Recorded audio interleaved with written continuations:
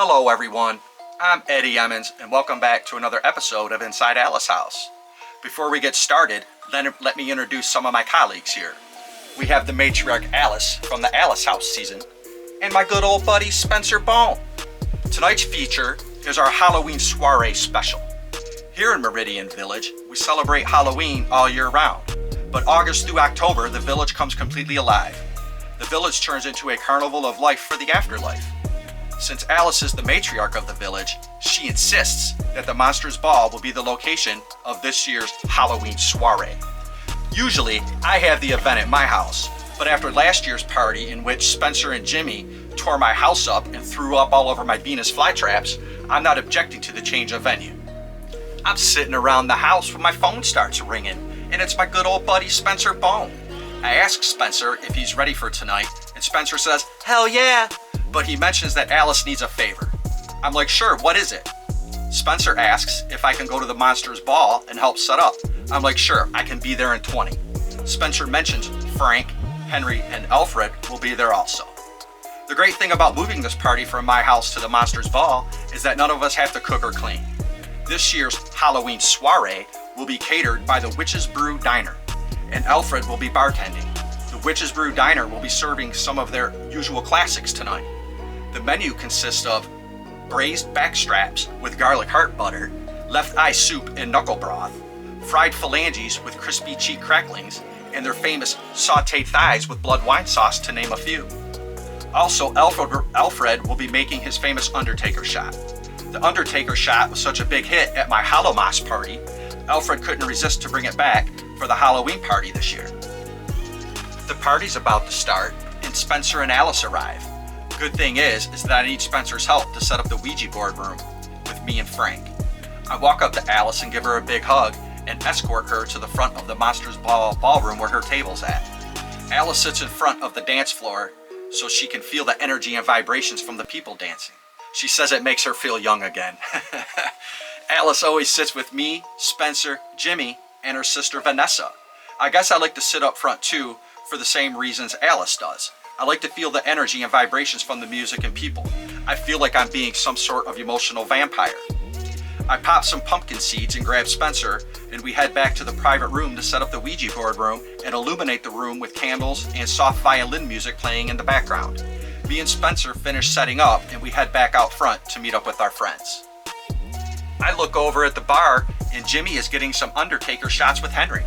Henry has a big night in store for him tonight. Henry is the lead keyboardist in the band that plays at the Monsters Ball. Jimmy hands me and Henry a shot, and we all look at each other, and I give a toast. I look at Henry and Jimmy and say, "Happy Hallowmas, fellas." Henry spits out his shot and says, "What the fuck, Eddie? It's not Christmas, it's Halloween." It must be the pumpkin seeds kicking in. I yell to Alfred and say, "3 more Undertaker shots with a round of Dahmer ales." This soiree is getting wild now. Everyone is here, a total blowout. Spencer is even helping Alfred tend bar. That's a great spot for Spencer in situations like this. He loves making drinks and mingling, and Alfred loves working with Spencer. Seems like whenever Spencer works the bar, all the little vampire mistresses, freaky witches, and Meridian Village madams surround the bar. Just what Alfred likes, and Spencer loves to keep them entertained with his famous pickup line, "Do you like bone?" They all laugh and think it's cute. It's very crowded in this ballroom. It's wall-to-wall people. As I'm scanning the ballroom, I notice Cyrus, Joseph, Klaus, and Catherine sitting at the table near the buffet. I stroll on over to their table with a Dahmer ale in one hand and an Undertaker shot in the other. I make my way to the table, and Klaus gives me his usual greeting, "What up, Eddie?" I mention to Cyrus that Vanessa is here sitting up front with Alice. Cyrus just shrugs and says, "Don't care." Vanessa and Cyrus were once business partners at Madame Ashbury's House of Wax, but Vanessa built Cyrus out of partial ownership. They haven't spoken a word since. Joseph mentions to me he heard the storytellers are doing an encore tonight. I just look at him and say, "That's the first I heard of it," and just smiled. Catherine starts to giggle and says, "I would love to hear your music one last time, Eddie." Catherine works as a model at the Boxo Bones Coffin Factory in her spare time. Catherine mentions that she's seen the Pumpkin Boys out back with Seth slinging their pumpkin seeds and trying to get Alex to get them some Dahmer ales. These pumpkin seeds the pumpkin boys sling around Meridian Village is that they make you hallucinate, kind of like magic mushrooms. I scored some of these pumpkin seeds from these cats earlier today at the pumpkin patch. I'm walking through the crowd and I run into Arthur and Frank. I say, "What up, fellas?" Frank shakes my hand and Arthur gives me a hug. Arthur asks if we're interested in some left eye soup. I'm like, no, but Frank asks for some fried phalanges. Frank tells me that the werewolf gang has been lurking around the hillside again. I said, "Frank, you know what needs to be done. Ever since they tried to abduct Spencer and Alice, I have no use for them." Arthur comes back with the food and some Bundy bombs. Man, I'm already feeling it, and I really don't need a Bundy bomb, but it is the Halloween soiree. How could I resist? As the room starts to spin, I'm heading back towards the bar, and I hear Gladys yelling at Spencer. Alfred approaches Spencer and separates them. I walk over and ask Gladys, "What the hell's going on?" Gladys is screaming, "Why can't Spencer just leave me alone?" All I can hear in the background is Spencer yelling, "Let me smell your witch's brew." I look back at Spencer, and Alfred and Frank are wrapping a towel around Spencer's mouth. I grab Gladys and head out to the dance floor. I dance with her for a few songs to calm her down. Then I head back to the table to chat with Alice, Vanessa, and Jimmy. I get back to the table, and Jimmy goes, "Spencer better watch out. Gladys gonna put a spell on his ass." Alice starts laughing. Alice asks me if I've been able to eat my favorite dish. I head on over to the buffet line and grab some sauteed thighs with blood wine sauce. This is absolute heaven. A couple drinks and pumpkin seeds deep in my favorite meal. I sit back down and sink my teeth into the juiciest, moist thigh I've ever had with the blood wine sauce running down my chin. I felt like a total animal. I'm looking around the room and I notice Alex and Diane walking out the back door. I'm itching for a smoke after those thighs, and I ask Jimmy if he wants to come out back. Jimmy says he just wants to hang out with Alice and Vanessa and eat some more left eye soup. I head out the back door and Alex and Diane are smoking by the tree line. I head over to where they are and Diane goes, "How's your night, Eddie?" I say, "I'm feeling great. How about you guys?" Alex, the funeral director at the Shady Hollow Funeral Parlor, asks me if I heard about the gravediggers stealing the bodies from the cemetery by the funeral parlor. I'm like, no. Then I ask Alex, "Are you sure there's any more bodies buried over there? Last I heard is that you took them all." Alex looks over at me and smiles with this big grin as he's puffing his cigarette. That's Alex again, creating diversion. What he doesn't understand is I know his appetite for the deceased. Arthur comes staggering out and asks me if I'm interested in an encore with him and Henry. I respond with, "Stop the madness." Arthur responds, "Get ready for the end of the night." I look over at Diane and she is smoking her cigarette and asks, "Hey Eddie, are you going to the Ouija board room tonight?" I say I'm going in a bit with Jimmy.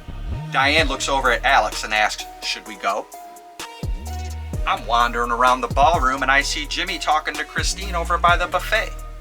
Jimmy and Christine are distant cousins in the alien world. I walk up and Jimmy and Christine are drinking an Undertaker shot and I say, "Damn good, isn't it?" Jimmy asks if I'm ready for the Ouija board room. Christine mentions that she wants to go too. As we head over to the Ouija board room, I stop up at the bar and grab some Dahmer ales and Bundy bombs. We get to the Ouija board room and Alex and Diane are sitting in the corner booth. It's very dimly lit with the candles shadows dancing on the dark red walls. You could just feel the energy in this room. The spirits are being awoken. We walk over to the booth and we all sit down with Alex and Diane. The booth is huge, so we have plenty of room. The Ouija board is in the middle of the table and I grab the board and ask if everyone is ready. I grab the planchette and place my finger on it, along with Jimmy, Christine, Alex, and Diane. We start to move the planchette around the table and Jimmy asks if there will be another alien purge next year. The planchette starts to vibrate and slides directly over the letter N and then the letter O. Jimmy just smiles and slams his Bundy bomb with the biggest grin I've ever seen. Alex starts to laugh and asks the Ouija board, "Who stole the bodies from the graves?" Alex grabs the planchette and it starts to hover above the board game and it shoots down directly on the floor. He's laughing hysterically and says it must not like his energy. I go, "No shit, you asked it a question you already knew the answer to." Christine then grabs the planchette and asks the Ouija board if Leo Anthony's book will be a huge success. The planchette starts to vibrate and slides directly over the letters Y-E-S. I look over at Christine and she says, I told you Wild Future Productions and Leo Anthony's book are going to be a great success. I look over at her and say, I was going to ask it the same question. Arthur comes into the Ouija board room and asks if I'm ready. Me and Arthur are walking up to the stage and Henry is waiting for us by the keyboard. Henry hands Arthur a saxophone, then hands me a cello, and Henry says, hope your voice is on point, Eddie. I say, legends are made for these moments, let's get them, boys. We decided we were going to play our most dramatic song called Trouble Breathing. I played this song for Jimmy and his alien friends on their spaceship one night. They were in a complete trance. We walk out on stage and put on the performance of our lives. The crowd was screaming and yelling. The energy was out of this world. Arthur was hammering away on the saxophone. Henry was in a complete trance on the keyboard, and I was playing the cello in a complete unfazed rhythm. My voice was crisp and on point. The song lasts around 10 minutes and the crowd is going bananas. The crowd is yelling, Eddie, Arthur, Henry. Me, Henry, Arthur walk off the stage and do an Undertaker shot. Henry and Arthur are ecstatic about our performance. We were all in a mystical trance and we didn't miss a beat. I walk off stage and head over to the bar where Jimmy, Spencer, Seth, and Alice are asking what I'm doing after the party. I say, let's go back to my house and play some AC/DC. We all agree that's a great idea. Spencer asks if he can bring back some vampire mistresses he met while tending bar. I'm like, as long as they don't try to suck my blood, I'm cool with it. We get home and Spencer and Jimmy set up a table for AC/DC, and I grab Alice some blood wine from my special stash. Me and Seth are standing in the kitchen and he pulls out a baggie full of pumpkin seeds he scored from the Pumpkin Boys. Seth goes, you win? I pause for a moment and think, sometimes you just gotta say what the fuck. So me, Jimmy, Spencer, Seth, and all these vampire mistresses eat a handful of pumpkin seeds and we're all off to the races. We start playing AC/DC. The cards are hurting people tonight. Alice gets up and says, I'm done. I want to watch that new series, Dispatch Fear by Wild Future Productions. So I go over to the TV and load up the Dispatch Fear series for Alice, and Alice says, I heard a lot of great things about this series.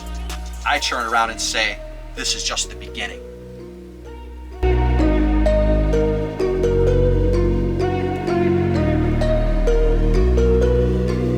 This is Wild Future Productions, where your fear begins. I would like to thank everyone for watching our Halloween Soiree special tonight, and I would like to thank my production crew here at Wild Future Productions. Myself, Eddie Emmons, Anthony St. John, Leo Anthony, Marie Perry, Tennille Meadowlark, and Anthony White. Thank you for all your hard work and dedication for making this project possible. If you don't know us by now, you will. Please don't forget to hit the like and subscribe button at the end of the video.